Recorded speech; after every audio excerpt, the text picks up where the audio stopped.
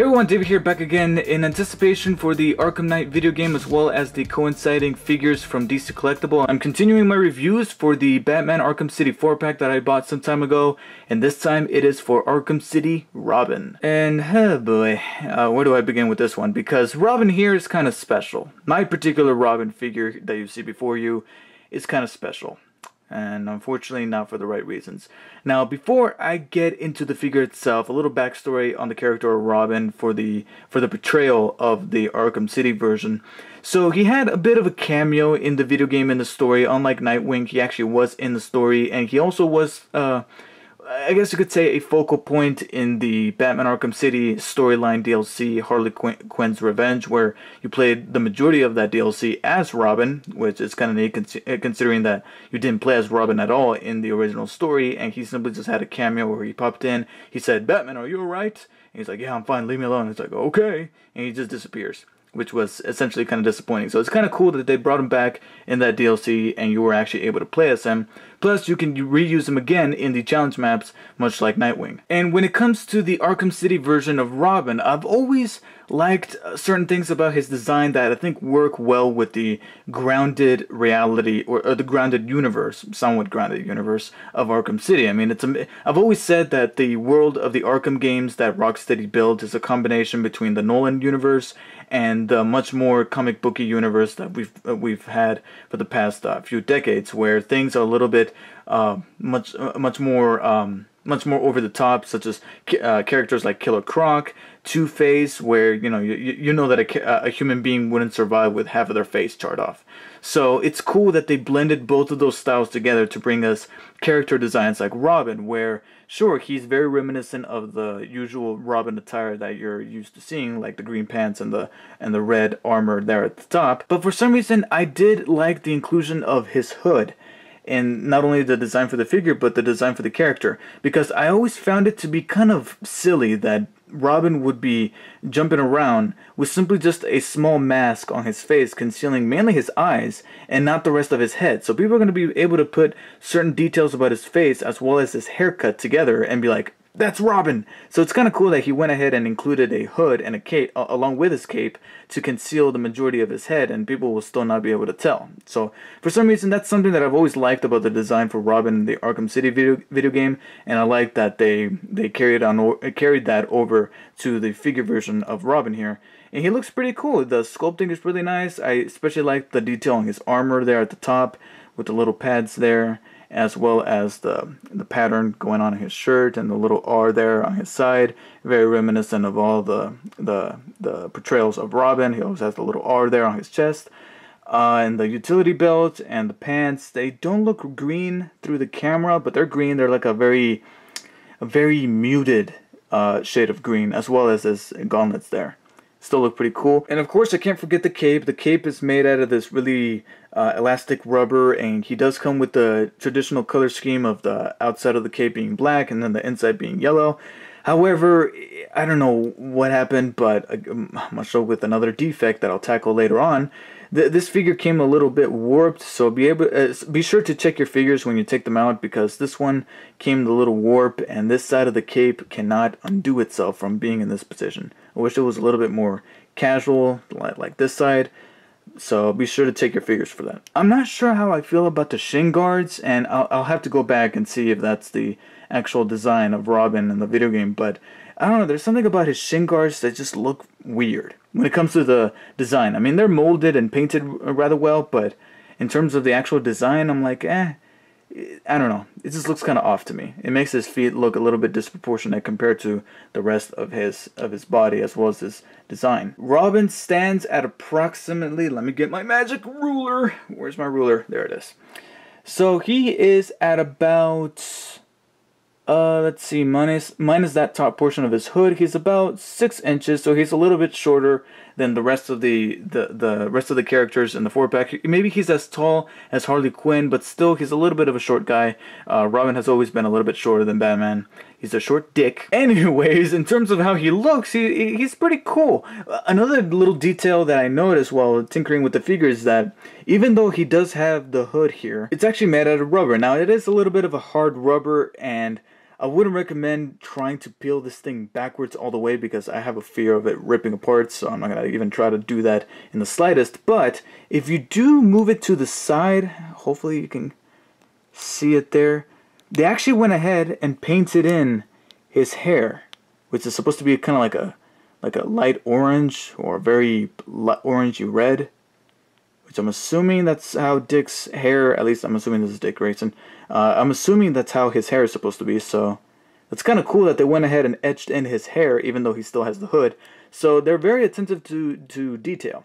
Besides that, he has some basic articulation, much like with the other figures. His head rotates 360 degrees, and the hood is a separate piece, so you can do that. It doesn't really move up and down. He has a joint there at the top of the arm that allows it to rotate, theoretically rotate 360 degrees vertically, but because of the cape, it's hindered up until that point right there, as well as that far back. It can rotate outwards about that far. It can bend at the elbow, but very, very slightly. It gets hindered a little bit by the way the forearm is molded because of this gauntlet piece, so that's as far as it bends, right about there. And he does have a wrist swivel that unfortunately I can only demonstrate in this hand, because sadly my Robin broke.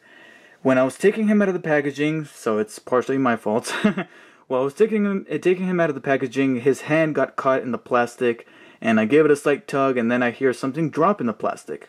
I'm like, what is that? It's this hand. And I broke it. And I knew right there and then that, sure, the good news, I can fix it. The bad news, this hand is now completely immobile. I used crazy glue. Obviously, it's the only type of glue that I can use on something like this. So I knew that I wasn't going to be able to move that hand anymore. Sure, I can move the rest of the arm to kind of give it a little bit of mobility, but besides that, the hand is completely immobile, unfortunately. And, you know, it's partially my fault because I think I tugged on it too hard. I should have been a little bit more patient, so to speak. But at the same time, it doesn't ignore the fact that I still got somewhat of a defective figure. Yes, once again, no waist articulation. He does rotate at the top of the leg forwards about that far and about that far back. He doesn't have that weird molded ass that Nightwing has, so he can fold the leg all the way backwards like that. But unfortunately, no articulation sideways, so he can't do the splits. He bends at the knee about that far, and that is about it. No ankle articulation once more. Oh, he does have a thigh, an upper shin swivel right there, right below the knee. So there's at least that. So moving on to his accessories. Yeah, about that.